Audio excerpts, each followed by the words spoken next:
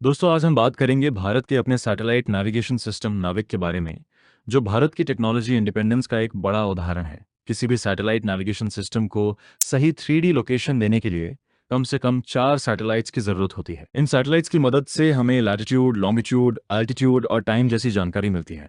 लेकिन 13 मार्च 2026 को एक समस्या सामने आई। भारत के नेविगेशन सैटेलाइट IRNS सोन F में लगा एटॉमिक क्लॉक खराब हो गया। इसके बाद सिस्टम में काम कर रहे सैटेलाइट्स की संख्या घटकर सिर्फ 3 रह गई। असल में नेविगेशन सैटेलाइट्स में जो एटॉमिक क्लॉक लगाया जाता है वही बहुत सटीक समय बताता है। इसी सटीक समय की मदद से सैटेलाइट सिग्नल से हमारी एग्जैक्ट लोकेशन कैलकुलेट की जाती है। यहाँ समस्या ये है कि इन सैटेलाइट्स में इस्तेमाल किए गए रुबिडियम एटॉमिक क्लॉक्स भारत में नहीं बने थे। इन्हें स्विट्जरलैंड की कंपनी स्पेक्ट्रा टाइम से इंपोर्ट किया गया था। लेकिन नाविक कॉन्स्टलेशन में इन क्लॉक्स के फेलियर की दर काफी ज्यादा देखी गई है, जिससे सिस्टम की रिलायबिलिटी पर सवाल उठे हैं।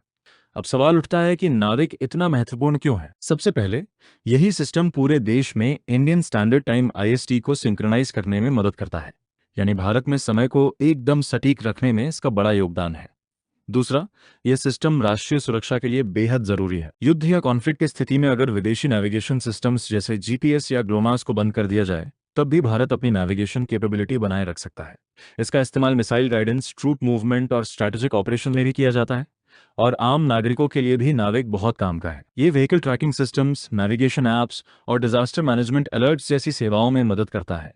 इस पूरे मामले से एक बात साफ होती है, अगर भारत को स्पेस टेक्नोलॉजी में पूरी तरह आत्मनिर्भर बनना है तो एटॉमिक क्लॉक्स जैसी क्रिटिकल टेक्नोलॉजीज का इंडिजिनाइजेशन बहुत जरूरी है। अगर आपको साइंस एंड टेक्नोलॉजी और करंट अफेयर्स आसान भाषा में समझना पसंद है तो वीडियो को लाइक करें, चैनल को सब्सक्राइब करें और शेयर करना ना भूलें।